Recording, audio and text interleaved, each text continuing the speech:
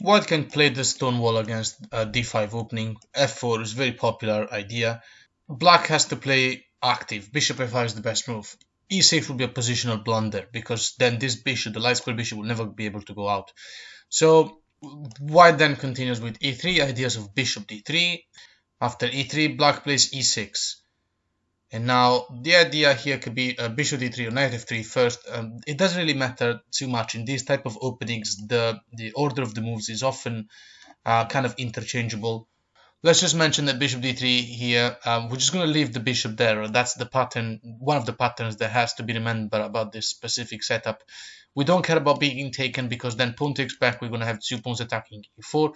We're going to have full control of the center, and this pawn will remain a backward pawn forever. It will never push. Anyway, let's start from knight f3, and Black plays c5. So that's how the setup will look like. Bishop, light square bishop out, and then these three pawns like this. We're going to look at three moves, basically c3, bishop d2, and bishop d3. Let's start with bishop d2. Not really the most usual one, but let's look at it quickly so that we can move on to the next lines. Knight c6, and after the quick development of the queen side, because that's the whole point of playing bishop d2 with the idea of knight c3, and then castling long side, Black plays a6, preventing the development of the bishop to b5, and so after bishop to d3, which is an idea based on, well, two things. Black want to provoke c4, which would be stupid, because the whole point of the c5 pawn is to go and get swapped with the d4 pawn. And also, if we were to take, taking the suggestion of the white player to double up his own pawns, white might give up the idea of castling queenside and just castle long side, and then later on this pawn in d3 will be supportive to the e4 pawn, and white will be able to break the center and then play e4, knight e4, and so on. Black continues by taking the pawn in d4. As I said, we don't care about this bishop being swapped like that. And so bishop takes is not a problem. So what happens if white takes it with the knight? Well, that's wrong, because this knight here in f3 should not leave that spot, because that knight is aiming at the square e5, at least controlling these two squares. So taking with the knight means we can take it. And of course now the bishop cannot take the bishop because the knight takes back and we up a piece. So after pawn takes back, we can swap. And in this case, yes, we are happy to do this swap because white doesn't have the knight f3 anymore. And now we're trading to an endgame. And we're going to be able to play g6, bishop g7, attacking this weak isolated pawn without the white player being able to play knight to f3, knight f3 to e5 or moves like that. So after pawn takes back, g6, and then castle. Black should play in this specific situation the preemptive knight e7 move, which puts more control over the usual idea of playing f5 in this situation from the white player. Besides, from f5 the knight will go to d4. So let's just see, like for example, white plays queen f3, thematic in this situation. Black goes on with pawn to h5. There's no reason to worry about anything here. Black has full control over the dark squares. So let's say rook to c1, then bishop to g7. And when the bishop protects the pawn in d4, black simply castles. The position is evaluated as if black was up a piece over -3 basically. And yes, we've traded everything to an endgame. Black is completely safe in here. And there are literally no plans for white.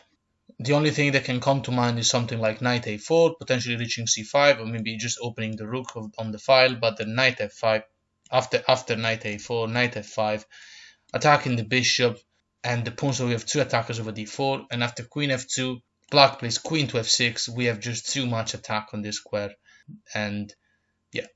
In this situation, instead of knight takes, what happens after pawn takes? Yes, again, in this case, we have managed to achieve this idea of the e-pawn being removed from e3 and going to d4. Therefore, the pawn will no longer be able to push e3, which means now we're willing to swap and simplify because these two pawns are isolated. So that's a very good reason to do that. Black continues with the thematic knight g to e7, and after castling, black continues with h5, same patterns. Whites continue with queen to e2, makes perfect sense. Then black plays knight to f5, that's what we wanted. Let's just remember that h5 here is a typical idea that you also play against the Grand Prix, in most lines against the Grand Prix, just to stop the annoying g-file from misplacing the knight from f5. And now we have this double attack on d4 after the bishop blocks, then simply g6, and we have the exact same, oh well, not the exact same, but pretty much the same, very similar scenario to the previous example. So let's make a recap just so we can look at another move. Bishop f5, e3, and then e6, knight f3, c5. In this line, we're still looking at bishop to d2, knight to c6. What happens if the bishop actually does go to b5? Instead of going to d3, where he would have applied more pressure over the central light diagonal. Black continues with knight f6. And after the thematic knight e5, which is the a move that we've all seen so much happening in this case, just applying pressure in here, black continues with rook to c8. So yes, it's true that there's too many pieces attacking here, and we cannot recapture with the rook. But once we take the pawn, the b pawn to c6, then eventually we're going to take the pawn in d4 with the c pawn anyway, and then push the c5. And then eventually all of these pawns, black pawns in the c file, will be swapped to the d file anyway. So white to play. Again, let's keep looking at this knight c3 idea. Quick development of the pieces. Again, we're just taking d4. So you might argue that c3 here seems to be making more sense, or maybe bishop to c3. But then if, for example, c3, then queen to b6, attacking the bishop. And if the bishop takes the knight, then pawn takes back, we have this attack on b2. And black is just better. We've got the bishop pair. We have a lot of pressure on d4. We're going to be pushing, we're going to take the pawn into d4, push the c5 pawn, trade that as well, get a rook on an open file. We're applying pressure on b2 right now. And even if the queen were to defend it with queen to c1, queen to a6 now is just deadly, too strong. Besides, it's also defending the rook for a discovered attack. As soon as we take the pawn in d4 and then we push c5, and then we trade that one to the rook will be attacking the queen whilst being defended. Position is also here evaluated as about like black was a piece up, and that's, you know, we have no material advantage. And even here, just after queen to b6, if white were to protect it with the pawn, then simply we kick that out. And we have a similar scenario. If bishop takes, we can take back with the pawn and then trade the c file pawns for the d file, whilst keeping an eye on b2, forcing white to play a passive move. So going back, we're looking at this move, knight c3. We take the pawn, pawn takes back, and now black continues with bishop to d6. The idea is to castle as soon as possible, of course. And black also has the possibility to play queen to b6, applying pressure on the pawn in d4. So for example, if white plays any move like a3, for instance, then queen b6 forces the bishop to move to e3, and now castle. Black still threatening the file of going to b2 and then coming with an attack on c3, winning material. And again, black just leaves things like this because he's really happy to play b takes e6. So even if that swap doesn't happen, let's say queen to d2, for example, then knight can move away to e7. And now the bishop is attacking c2 together with the rook, so that's going to be deadly. White can't really leave the knight in c3 because after rook takes, then we take the bishop. And so after the logical bishop to d3, black goes on winning the game with queen to b2, attacking these two at the same time. So in this position, after a4 to protect the bishop, black capitalizes by playing bishop to b4, pinning the knight, threatening knight e4. So now bishop d3 seems to be possible to kind of try and hold things together, but still knight e4 happens anyway. And after bishop takes, black goes on with the bishop pair. And after castling, queen a5, and it's game over for white. There's too much attack on c3, black has conquered the file, which means that not taking the knight in c6 with the two minor pieces was going to lead to an absolute disaster. And so white will be forced to take this knight in c6 next time, but that still gives black the possibility to push the c file pawns and get more control over the center. So let's make a recap, but this time I'm going to pick a different move. So after e3, e6, knight f3, c5, the order is reversed, it doesn't really matter too much. What happens if white plays c3? Now, look, this is a very popular option, more popular than bishop d2. So after c3, black continues with bishop d6.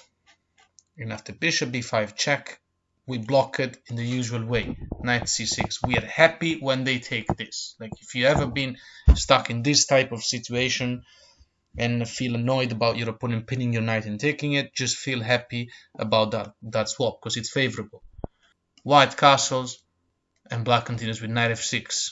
Let's look at this scenario this time. Queen a4, this is also a very popular option, putting more pressure over c6.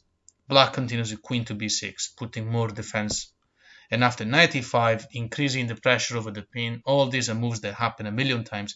Black ignores it and castles. So after knight takes and pawn takes and bishop takes, it looks like white has won a pawn, but actually not, because rook a to b8 wins the game. In fact, it deprives the bishop from the possibility to go to the only square available, which is b5. And now we have two pieces attacking b5, and nothing stops rook fc8 from winning the bishop. Now the computer plays this move, b4, cheeky attempt of going for a fork. There's two pawns attacking c5. We have to take the pawn, and after pawn takes back, now we can play rook f to c8, and black should win easy. So from the start, let's have a look at this other move. After c5, white plays the immediate bishop to d3. Yeah, there's no much point in going through a c3 again. I mean, I'm probably going to do other videos in the future. The move c3 might come up again, but this move of this c3 move with the idea of getting the queen out, that's the reason why this move is played basically, and also to reinforce defense over d4, just doesn't work because bishop d6, and as we've seen, this check, knight c6, and then castle, knight f6. If queen a4, right, and then we play queen b6, and then knight e5, castle, and then take. Even if the bishop doesn't go for this, of course, knowledge and tactical skills to a high level should be able to see that this pawn is poisoned. If the bishop goes back, basically that would be e2, and there's no reason to analyze this line because it's just so bad. The light square bishop can't really develop without losing this pawn. The queen can't be misplaced from this square. The e3 pawn is just backward and silly, and it can never be pushed. There's too much attack over e4. And so the bishop b5 move and then having to go back to e2 was a waste of time. And besides, black has two pawns on the c5, should be able to swap for the d pawn and go to a favorable endgame. So again,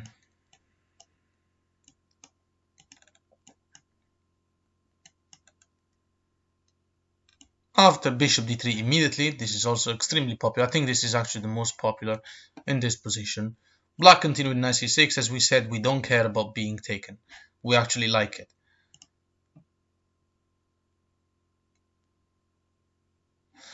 So let's see how things will look like. Let's say, for example, bishop takes, pawn takes, castle, knight f6, and after queen to d3 to attack the pawn, develop the queen, and potentially also think of reaching b5 square. I've seen this before with an attack on b7. Queen to d3 is simply met by g6, and black's got nothing to worry. This is super solid. So how does white develop this light dark square bishop in the Stonewall game, where the pawn can never push here because the swap of bishop allowed black to have too much control over e4?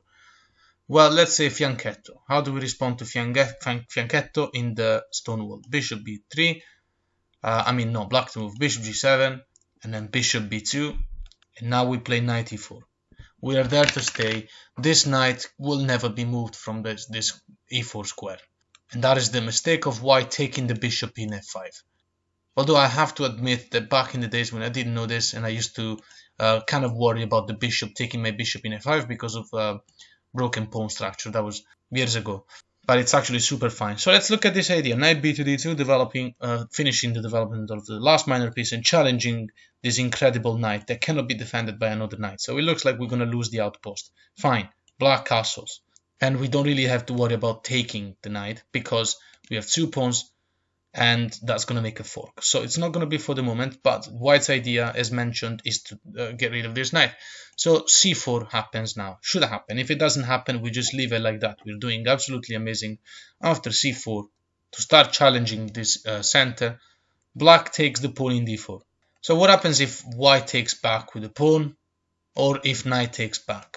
If white takes the pawn in d5, for example, which looked like the whole point, then knight b4 wins immediately. We have a threat of going to c2 and then taking control over e3, potentially taking e3, depends on what white does. After knight b4, if queen e2, then d3 wins.